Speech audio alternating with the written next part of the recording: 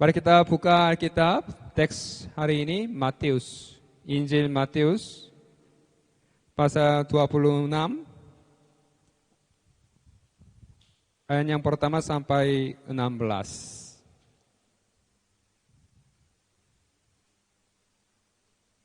Injil Matius 26, ayat yang pertama sampai 16. Sudah ketemu? Ya. Ada yang belum ketemu tapi katanya amin. Ya. Saya hari ini membawa MP3 file. Coba dengar nats hari ini. Setelah Yesus selesai dengan segala pengajarannya itu, berkatalah ia kepada murid-muridnya, "Kamu tahu bahwa 2 hari lagi akan dirayakan Paskah. Maka anak manusia akan diserahkan untuk disalibkan. Pada waktu itu, berkumpullah imam-imam kepala dan tua-tua bangsa Yahudi di istana imam besar yang bernama Kayafas. Dan mereka merundingkan suatu rencana untuk menangkap Yesus dengan tipu muslihat dan untuk membunuh dia. Tetapi mereka berkata, "Jangan pada waktu perayaan, supaya jangan timbul keributan di antara rakyat." Ketika Yesus berada di Betania, di rumah Simon si kusta, datanglah seorang perempuan kepadanya membawa sebuah buli-buli pualam berisi minyak wangi yang mahal. Minyak itu dicurahkannya ke atas kepala Yesus yang sedang duduk makan. Melihat itu, murid-murid gusar dan berkata, "Untuk apa pemborosan ini? Sebab minyak itu dapat dijual dengan mahal, dan uangnya dapat diberikan kepada orang-orang miskin." Tetapi Yesus mengetahui pikiran mereka, lalu berkata, "Mengapa kamu menyusahkan perempuan ini? Sebab ia telah melakukan suatu perbuatan yang baik padaku. Karena orang-orang miskin selalu ada padamu, tetapi aku tidak akan selalu bersama-sama kamu. Sebab dengan mencurahkan minyak itu ke tubuhku, ia membuat suatu persiapan untuk penguburanku. Aku berkata kepadamu, sesungguhnya, di mana saja Injil ini diberitakan di seluruh dunia, apa yang dilakukannya ini akan disebut juga untuk mengingat dia." Kemudian pergilah seorang dari ke-12 murid itu yang bernama Yudas Iskariot kepada imam-imam kepala. Ia berkata, "Apa yang hendak kamu berikan kepadaku, supaya aku menyerahkan dia kepada kamu?" Mereka membayar 30 uang perak kepadanya. Dan mulai saat itu, ia mencari kesempatan yang baik untuk menyerahkan Yesus. Ya, cukup ya.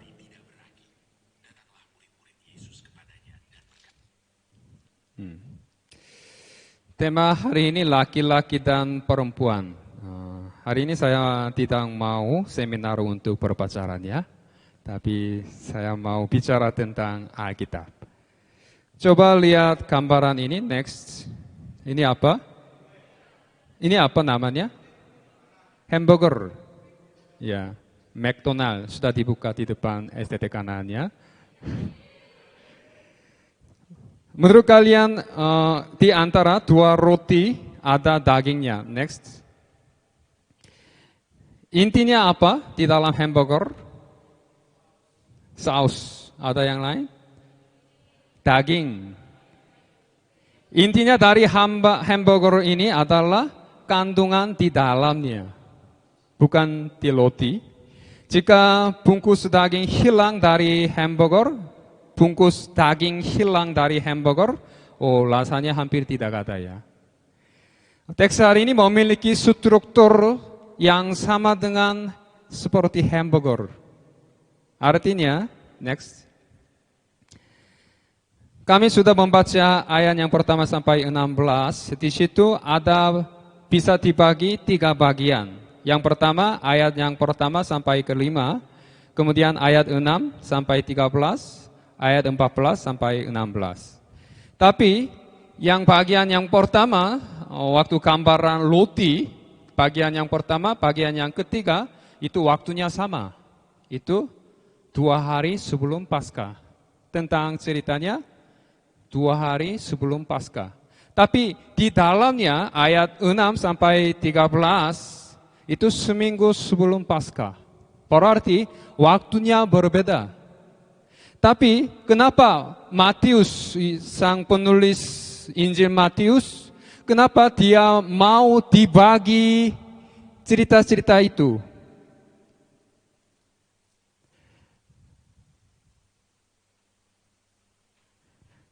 Kalau begitu, mengapa Matius menetapkan kasih di tengahnya cerita tentang Maria, kemudian yang bagian yang pertama, yang ketiga, yang itu tentang iman-iman kepalanya.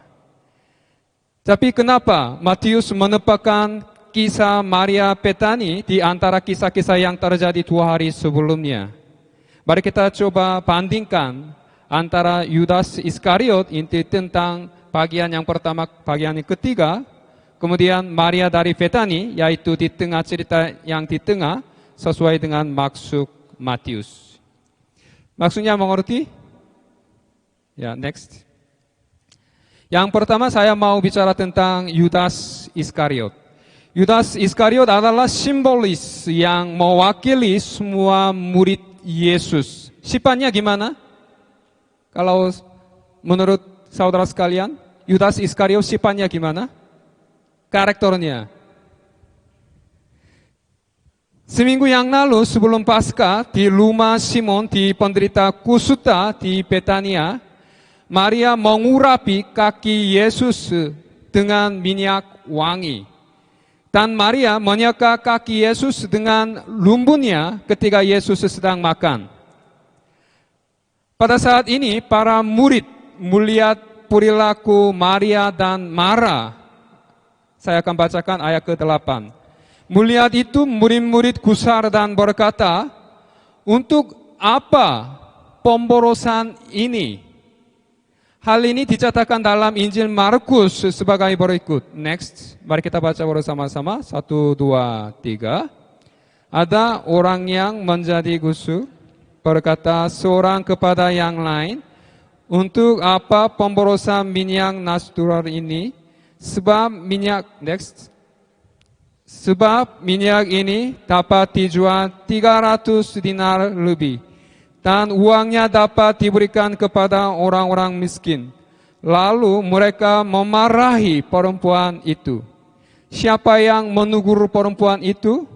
Dia adalah Yudas Iskariot. Next PPT, mari kita baca bersama-sama. Next.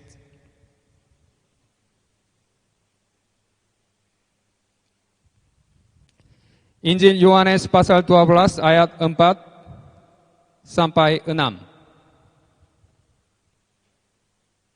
Di situ juga menjelaskan tentang Iskariot, Yudas Iskariot. Ya, baca bersama-sama 1, 2, 3. Tetapi Yudas Iskariot, seorang dari murid-murid Yesus yang akan segera menyerahkan dia, berkata, mengapa minyak nawastral ini tidak dijual 300 dinar dan uangnya diberikan kepada orang-orang miskin? Next.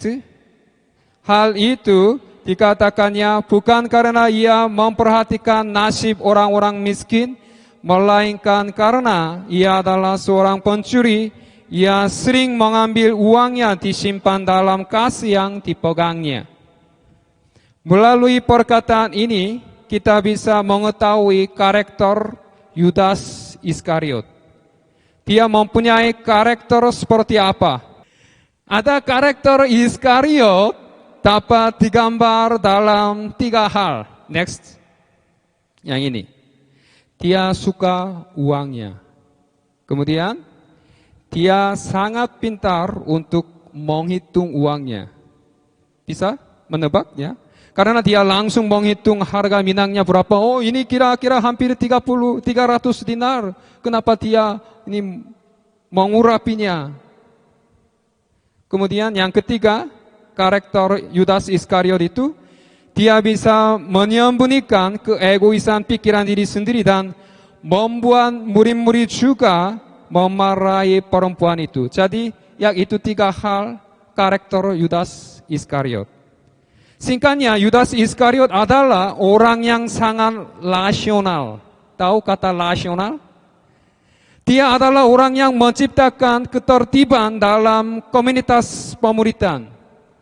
Dia juga menghina perempuan dengan perkataan keras. Kenapa? Dan dia sangat munafik dan serakah.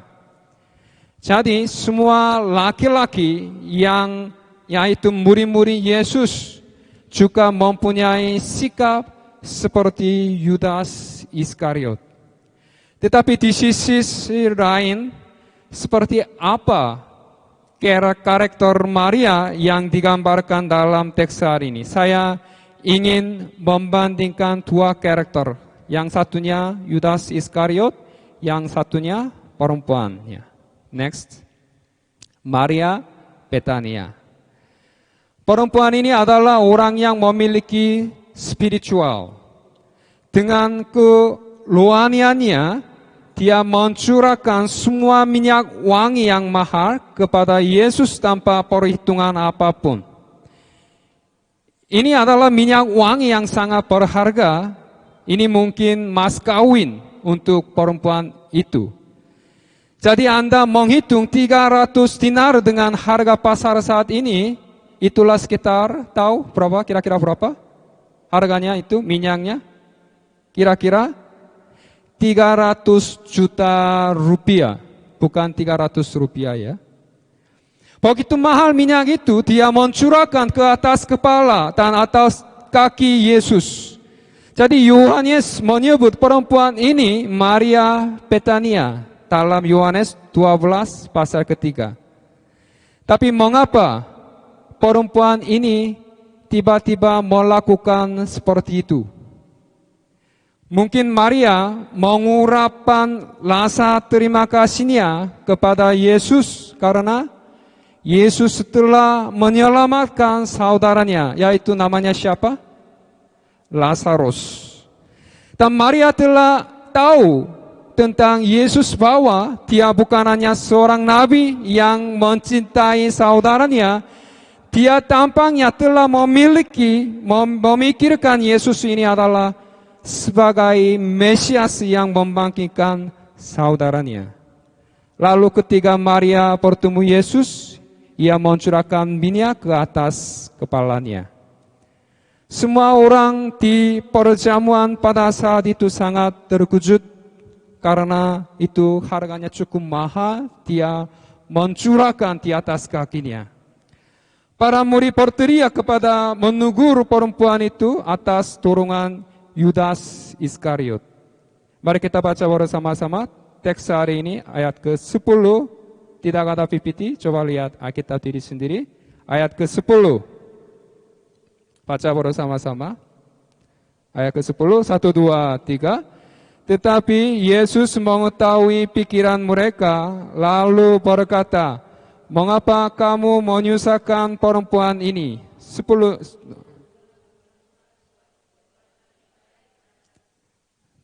juga, 1, 2, 3. Sebab dengan mencurahkan minyak itu ke tubuhku, ia membuat suatu persiapan untuk pengorbananku. 13 juga, 1, 2, 3. Aku berkata kepadamu, sesungguhnya di mana saja Injil ini diberikan di seluruh dunia, apa yang dilakukannya ini akan disebut juga untuk mengingat dia. Di situ tidak ada namanya, hanya perempuan itu, dia. Tuhan Yesus melihat perilaku Maria ini sangat semacam tindakan kenabian. Pada saat itu, tidak ada murid yang menyadari kematian Yesus disalib. Hanya perempuan ini yang bersiap untuk kematian Yesus yang sudah dekat waktunya untuk memikul salib. Perilaku perempuan ini untuk mempersiapkan perkamanan diadakan terlebih dahulu. Perilaku ini menunjukkan kematian Yesus dalam tindakannya. Coba bandingkan dari Yudas Iskariot dan Maria Betani.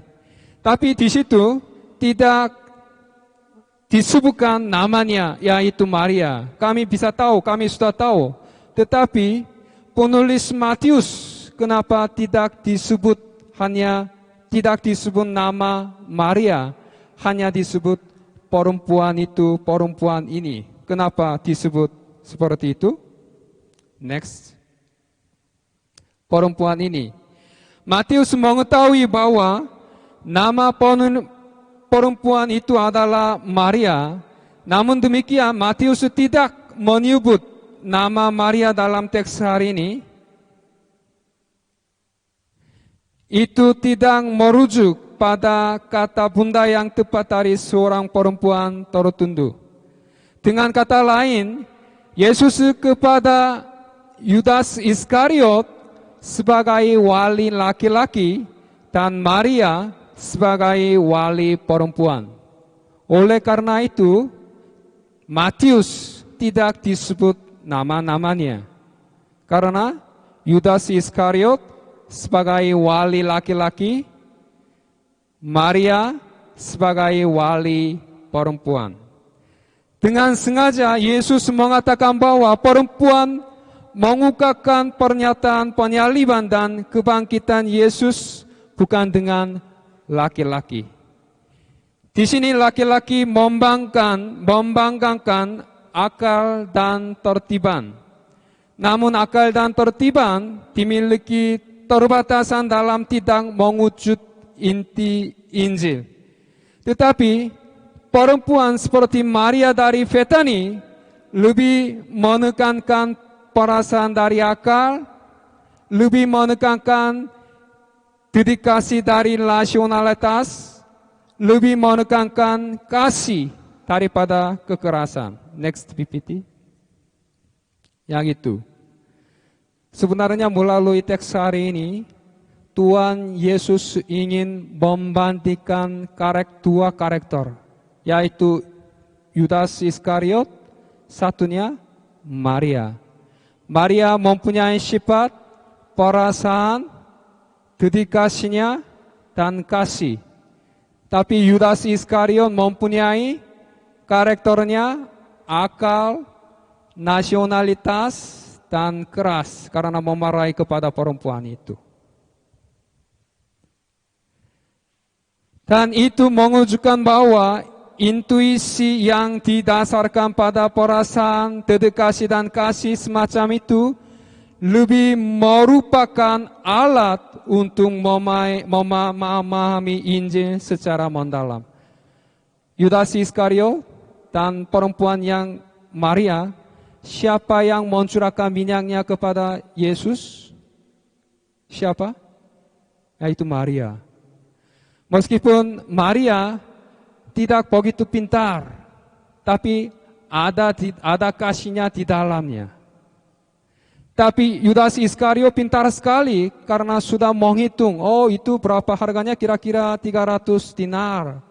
Karena pintar menghitung, tapi di dalam hati tidak ada kasih tentang Yesus. Jadi dia tidak bisa membuang minyaknya kepada kaki Yesus. Jadi sang penulis Matius mau dibandingkan itu.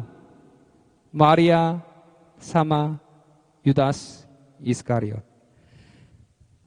Dengan kata lain bahwa pemahaman Maria dan Betani itu berdasarkan cinta dan pengabdian membawa kita pada pemahaman yang lebih dalam tentang Injil daripada pemahaman analisis seperti Yesus Iskariot berdasarkan teori dan doktrin. Jadi Yudas Iskariot dan Maria Betani yang muncul dalam teks hari ini adalah dua tokoh yang secara simbolis menunjukkan paradigma iman kita. Kita harus bergerak menuju paradigma iman yang memperdalam kasih dan pengabdian seperti Maria, daripada paradigma iman yang terlalu rasional seperti Yudas Iskariot. Untuk melakukan ini, kita membutuhkan kehidupan doa yang mendalam dan memperkaya kepekayaan rohani dan intuisi kenabian kita dalam Roh Kudus. Coba lihat next PPT. Di situ ada dua perempuan. Satunya seorang dosen, satunya seorang ibu. Seorang dosen, dia adalah seorang doktor di bidang pedologi. Tahu pedologi? Studi pedologinya apa? Untuk belajar anak-anak. Dia telah membaca lebih dari 100 buku tentang anak-anaknya. Dan dia juga menulis tesis yang terbaik tentang anaknya. Dia seorang dosen dibanding pedologi. Tapi dia belum menikah. Dan dia belum mempunyai anaknya. Jadi di dalam hati dia tidak ada kasih untuk anak-anaknya. Tapi ada perempuan yang lain, dia mempunyai 2 anak. Tapi dia tidak pernah belajar tentang anak-anaknya. Dan dia belum pernah membaca buku tentang anaknya. Dia tidak pernah menulis tesis tentang anak. Namun dia telah mengasuh anak-anaknya selama 10 tahun.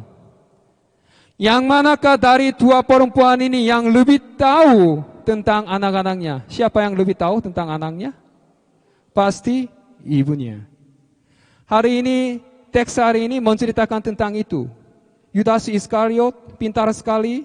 Dia sudah tahu tentang Yesus Kristus secara teologi, secara paham.